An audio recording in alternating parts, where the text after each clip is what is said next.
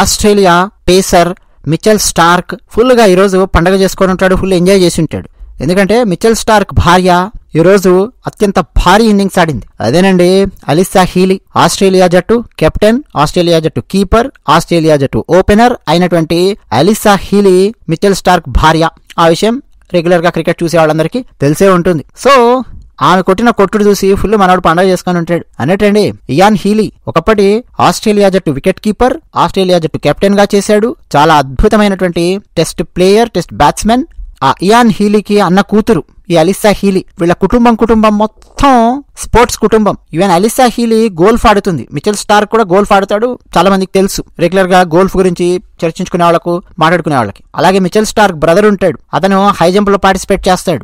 అంటే ఈ Alyssa Healy తండ్రి వైపు కుటుంబము కంప్లీట్ స్పోర్ట్స్ లో ఉన్నటువంటి కుటుంబం, భర్త వైపు కుటుంబము స్పోర్ట్స్ లో ఉన్నటువంటి కుటుంబం. నిరంతరం స్పోర్ట్స్ అనమాట వీళ్ళ ఇంట్లో. అలాంటి అలిసా హీలీ ఈరోజు 142 పరుగుల భారీ స్కోరుతో మన భారత జట్టు బౌలర్స్ కి చుక్కలు చూపించింది.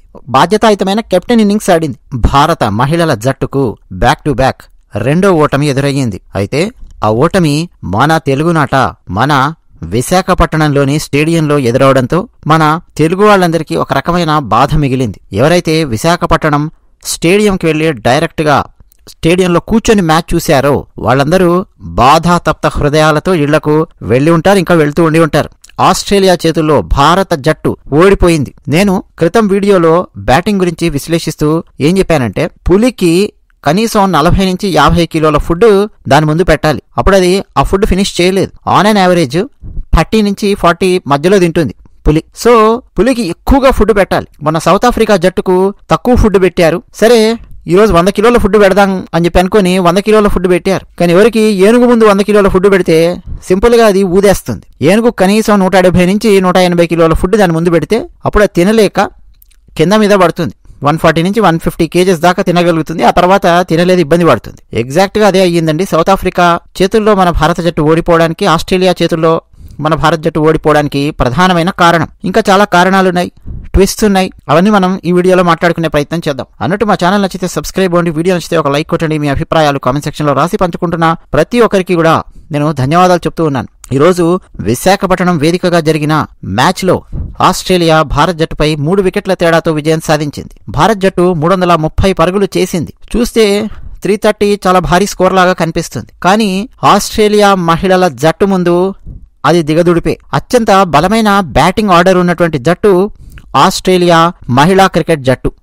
7, 8, 9వ ప్లేయర్ వరకు కూడా అద్భుతంగా బ్యాటింగ్ చేయగలిగే సామర్థ్యం ఉంటుంది ఆస్ట్రేలియా మహిళా క్రికెట్ జట్టులో. మీరు కావాలంటే స్లాగ్ ఓవర్స్ బాగా గమనించండి, మీకు అర్థం అవుతుంది.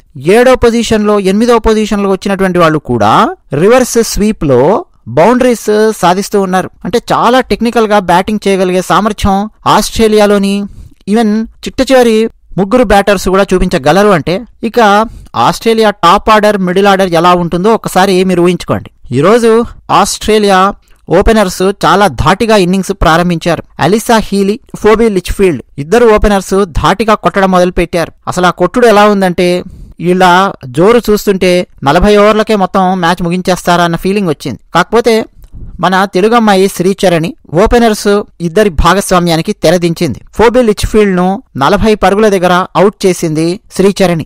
ఆ తర్వాత కాస్త ఊపిరి పీల్చుకుందాము అని అనుకుంటూ ఉంటే 1 డౌన్ లో వచ్చిన పెర్రీ చిట్ట చివరి వరకు నాట్అవుట్ గా నిలిచిందండి ఆమె. అసలు ఆ స్ట్రైక్ రొటేట్ చేస్తున్న విధానం గాని, వికెట్ పడకుండా కాపాడుకుంటున్న విధానం గాని చూస్తే చిట్ట చివరి దాకా ఈమె ఉంటుందా అని చెప్పి ప్రతి ఒక్కరికి అనిపించింది. అదే జరిగింది. అలిసా హీలీ, ఎల్సీ పెర్రీ వీళ్ళిద్దరూ కలిసి అద్భుతమైన భాగస్వామ్యాన్ని నిర్మించుకుంటూ వెళ్తూ ఉన్నారు. మళ్ళా 2వ వికెట్ పడట్లేదేంటి అన్నట్టు టైం లోపల పెర్రీ రిటైర్డ్ హార్ట్ గా నాట్అవుట్ గా వెనుదిరిగింది. హమ్మయ్య అని అనుకునే లోపు బెత్ మునీ వచ్చింది. పాకిస్తాన్ తో ఆడినటువంటి మ్యాచ్ లో అదరగొట్టి పాకిస్తాన్ జట్టుకు చెమటలు పట్టించిన బెత్ మునీ ఈరోజు దీప్తి శర్మ బౌలింగ్ లో తొందరగా అవుట్ అవడంతో కాస్త భారత జట్టు ఊపిరి పీల్చుకుంది. ఆ తర్వాత వచ్చిన అన్నాబెల్ సూదర్లాండ్ వాళ్ళ ఆల్రౌండర్, చాలా అద్భుతంగా బ్యాటింగ్ చేయగలిగే సామర్థ్యం ఉన్న అన్నాబెల్ ను మన తెలుగమ్మాయి శ్రీచరణి డక్అవుట్ చేసి అంటే బోల్డ్ చేసి వెంటనే పంపించడంతో ఆస్ట్రేలియా జట్టు మీద ఒత్తిడి పెరిగింది. ఈరోజు మన తెలుగమ్మాయి శ్రీచరణి 3 వికెట్లు సాధించింది. ఆస్ట్రేలియా ఓపెనర్స్ ఇద్దరిని శ్రీచరణి అవుట్ చేసింది. ఆ 2 క్యాచ్లు కూడా స్నేహ్ రాణానే పట్టింది. అలాగే మరో కీలకమైన ప్లేయర్ అనబెల్ సూదర్లాండ్ ను బౌల్డ్ చేసింది శ్రీచరణి. సో ఈరోజు మన బౌలర్స్ లో శ్రీచరణి, దీప్తి శర్మ వీళ్ళిద్దరూ మాత్రమే కాస్తో కూస్తో ఆస్ట్రేలియా బ్యాటర్స్ మీద ఒక ప్రభావాన్ని చూపించగలిగారు. మిగతా బౌలర్స్ విఫలమవడంతో భారత జట్టు తేలిపోయింది. ఇక ఆస్ట్రేలియా లోయర్ ఆర్డర్ లో వచ్చిన యాష్లే గార్డ్నర్, తహిలా మెగ్రాత్ వీళ్ళిద్దరూ ఇన్నింగ్స్ ను ముందుకు తీసుకెళ్లారు. తహిలా అవుట్ కాగానే వచ్చిన సోఫీ వికెట్ల దగ్గర పాతుకుపోయి మరికాస్త స్కోర్ ను ముందుకు తీసుకెళ్లారు. ఆ తర్వాత వచ్చిన కిమ్ గ్యార్త్ 2 బౌండరీస్ కొట్టి ఆస్ట్రేలియాను విజయ తీరాలకు చేర్చింది. అసలు మన వాళ్ళు బౌలింగ్ లో ఏ స్థాయిలో తడబడ్డారు అని చెప్పడానికి ఒక చిన్న ఎగ్జాంపుల్. 47th ఓవర్ వేసిన క్రాంతి గౌడ్ ఒకసారి గమనించండి, 10 రన్స్ సమర్పించుకుంది. చాలా కీలకమైనటువంటి ఓవర్ అది 47th ఓవర్. ఆ ఓవర్ లో గనక 3 లేదా 4 పరుగులు కనుక ఇచ్చింటే ఆస్ట్రేలియా మీద ప్రెజర్ బిల్డ్ అయ్యి ఉండేది. కానీ 10 రన్లు సమర్పించింది. అసలు ఆ సమర్పించిన విధానం కూడా ఆ 47th ఓవర్ చిట్టి చివరి బాల్ ఒకసారి చూడండి మీరు. యార్కర్ వేయాలనుకుందామే, ఆమె హ్యాండ్ మూమెంట్, ఆ రిస్ట్ టర్న్ అయిన విధానము, ball line and length place చేసుకుంటున్న విధానం చూస్తే యార్కర్ వేయబోతోంది అని చెప్పి క్రికెట్ చూసే వాళ్ళకి ఎవరికైనా ఎక్స్పర్ట్స్ కి అర్థమైపోతుంది. బట్ యార్కర్ వేయాల్సినటువంటి ఆమె లెంత్ తప్పి ఫుల్ టాస్ బాల్ వేసింది. చాలా ఈజీగా ఆస్ట్రేలియన్ బ్యాటర్ ఆ ఫుల్ టాస్ బాల్ ని బౌండరీగా మలిచారు. అంటే చిట్ట చివరి 5-6 ఓవర్లలో ఎంత తడబడ్డారు మన వాళ్ళు అనేది స్పష్టంగా మనకు అర్థమవుతోంది. ఎందుకో నాకు అర్థం కాలేదు, హర్మన్ ప్రీత్ కౌర్, శ్రీచరణి అలాగే దీప్తి శర్మకు ఒక 3 ఓవర్లు అలాగే చిట్ట చివరికి దాచిపెట్టుకుని ఉంటే బాగుండేది. శ్రీచరణి చిట్ట చివరి 2 ఓవర్లు వేయించకుండా last 46th over, 47th over, 48th over అలా శ్రీచరణిని ప్లాన్ చేసుకుని ఉంటే బాగుండేది. అలాగే దీప్తి శర్మ కూడా ఫుల్ స్పెల్ వేయించకుండా 1 ఓవర్ మిగిల్చి ఆ చిట్ట చివరి 3 ఓవర్స్ లో 1 ఓవర్ వేయించి ఉంటే డామ్ షూర్ గా అండి క్యాచెస్ బాగా వచ్చేవి. వీళ్ళిద్దరి బౌలింగ్ లో వికెట్లు పడి ఉండేవి. కానీ ఎందుకో తెలీదు, హర్మన్ ప్రీత్ కౌర్ కంప్లీట్ గా క్రాంతి గౌడ్, అమన్జోత్ కౌర్ వాళ్ళిద్దరి మీద డిపెండ్ అయిపోయింది. వాళ్ళిద్దరు మెయిన్ బౌలర్స్ కదా అని చెప్పి మామూలుగా స్ట్రైట్ ఫార్వర్డ్ గా ఒక థింకింగ్, కన్వెన్షనల్ థింకింగ్ లో ఆలోచించింది. అమన్జోత్ కౌర్, క్రాంతి గౌడ్ ఫస్ట్ ఒక స్పెల్ వేశారు, మధ్యలో ఒక స్పెల్ వేశారు, ఆ చిట్టు చివరగా వాళ్ళతో వేయిద్దాం గానీ అని చెప్పి పెట్టుకుంది. కానీ అసలు వీళ్ళిద్దరిని ఉతికారేశారండి ఆస్ట్రేలియన్ బ్యాటర్లు. ఆ విషయాన్ని హర్మన్ ప్రీత్ కౌర్ మర్చిపోతే ఎలా? ఎవరైతే ప్రభావవంతంగా బౌలింగ్ వేశారో వాళ్ళ ఓవర్స్ మిగిల్చుకునేలాగా ఉండాలి కదా. ఫాస్ట్ బౌలర్స్ ని చాలా ఈజీగా ఆస్ట్రేలియన్ బ్యాటర్స్ ఉతికారేయగలుగుతూ ఉన్నారు. అసలు 47వ ఓవర్లో 48వ ఓవర్లో రివర్స్ స్వీపులు కొడుతూ ఉన్నారు ఆస్ట్రేలియన్ బ్యాటర్స్. అంటే మీరు ఒకసారి ఊహించండి, ఫాస్ట్ బౌలర్స్ ని చాలా ఈజీగా నల్లేరు నడక మీద కొట్టినట్టుగా కొట్టేస్తున్నారు Australian batters. So Harmanpreet Kaur bowling స్ట్రాటజీని సరిగ్గా ప్లాన్ చేసుకోలేదు అనేది మనకు స్పష్టంగా అర్థం అవుతోంది. నా ఒపీనియన్ లో అండి శ్రీచరణి 2 ఓవర్స్, దీప్తి శర్మ 1 ఓవర్ మిగిల్చుకొని ఉండాలి. 46th, 47th, 48th ఓవర్ లేదా 49th ఓవర్ వీళ్ళు వేసి ఉండాలి. కానీ వీళ్ళ స్పెల్స్ ముందే అయిపోగొట్టేశారు. అది ఈరోజు చాలా పెద్ద తప్పు అన్న విషయము హర్మన్ ప్రీత్ కౌర్ మళ్ళీ ఆలోచిస్తుందో లేదో మనకైతే తెలియదు. కానీ ఇంకా ఇలాగే తర్వాతి మ్యాచ్లు కూడా ఆడితే తూర్పు తిరిగి దండం పెట్టాలి. నెక్స్ట్ న్యూజిలాండ్ లాంటి బలమైన జట్టు ఉంది. ఇంగ్లాండ్ మహిళల జట్టునేం తక్కువ అంచనా వేయకూడదండి, చాలా స్ట్రాంగ్ జట్టు ఇంగ్లాండ్ మహిళా జట్టు కూడా. సరే న్యూజిలాండ్ కాస్త కింద మీద పడుతున్నా నిన్ననే కుదురుకుంది. ఒకసారి న్యూజిలాండ్ వల్ల ఫామ్ లోకి వచ్చి ఆడుతోంది అంటే మాత్రం ఉతికారేయడం ఖాయం మనోళ్ళు ఇలాగే ఆడితే. ఈరోజు మనం ప్రత్యేకంగా ఆస్ట్రేలియా జట్టులో మెచ్చుకోవాల్సినటువంటి వ్యక్తి అలీసా హీలీ, వాళ్ళ కెప్టెన్, పైగా వాళ్ళ కీపర్ కూడా. అంటే 50 ఓవర్లు కీపింగ్ చేసి మళ్ళా వచ్చి ఇక్కడ దాదాపు 160 నిమిషాల పాటు బ్యాటింగ్ చేయాలంటే అది కూడా 132 స్ట్రైక్ రేట్ తో బ్యాటింగ్ చేసి 142 రన్స్, భారీ ఇన్నింగ్స్ అండి. అలీసా హీలీ ఆడినటువంటి ఇన్నింగ్స్ కెప్టెన్ ఇన్నింగ్స్ అంటారు. అత్యంత బాధ్యతాయుతమైన ఇన్నింగ్స్.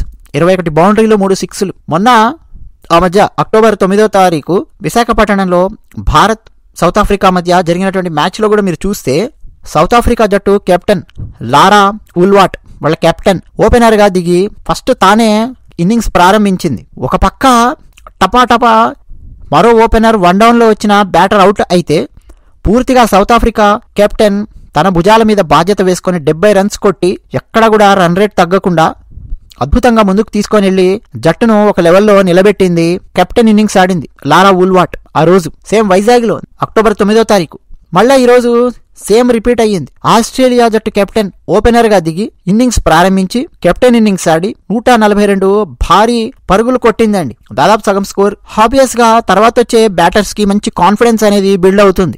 అందరూ ఆ చిట్ట చివరి 3-4 బ్యాటర్స్ కూడా తలా ఒక 10, 15, 18 రన్స్ యాడ్ చేసుకుంటూ వెళ్ళినా గానీ చాలా ఈజీగా కొట్టేస్తారు.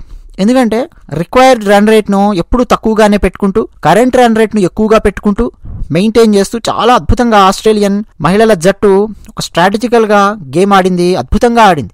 ఇక మన వాళ్ళ బ్యాటింగ్ పరిస్థితి అండి, స్కోర్ బోర్డ్ మీద చూస్తే అబ్బా భలే కొట్టారా 330 పరుగులు అని చెప్పి అనిపిస్తుంది. కానీ అండి ఫస్ట్ పాయింట్ ఆల్అౌట్ అయ్యారు. ఆల్అౌట్ అవడం ఏందో అసలు నాకైతే అర్థమే కాదు. శ్రీచరణి కొంచెం బ్యాటింగ్ లో ఇంప్రూవ్ అవ్వాల్సినటువంటి అవసరం ఉందండి. ఈవెన్ మొన్న మధ్య సౌత్ ఆఫ్రికాతో మ్యాచ్ లో కూడా వచ్చి ఒక బాల్ ఆడింది, ఫస్ట్ బాల్ కే శ్రీచరణి అవుట్ అయిపోయింది. ఈ రోజు 2 బాల్స్ ఆడింది, డక్అవుట్ అయ్యి వెళ్ళిపోయింది. కనీసం స్ట్రైక్ రొటేట్ చేసి అటు ఇచ్చినా గానీ స్నేహ్ రాణా డెఫినెట్ గా అండి ఉతికారేసేది. అలాగే క్రాంతి గౌడ్ మంచి బౌలరే కావచ్చు, కానీ ఒకప్పటి 1990s భారత పురుషుల క్రికెట్ జట్టులో ఆ చివరి 2-3 బౌలర్స్ ఉండేవాళ్ళు చూడండి, వాళ్ళని తలపిస్తున్నారు వీళ్ళు. ఈ బ్యాట్ పట్టుకోవడం కూడా చేత కాదా అన్నటువంటి ఫీలింగ్ వస్తుంది చూసే జనాలకు.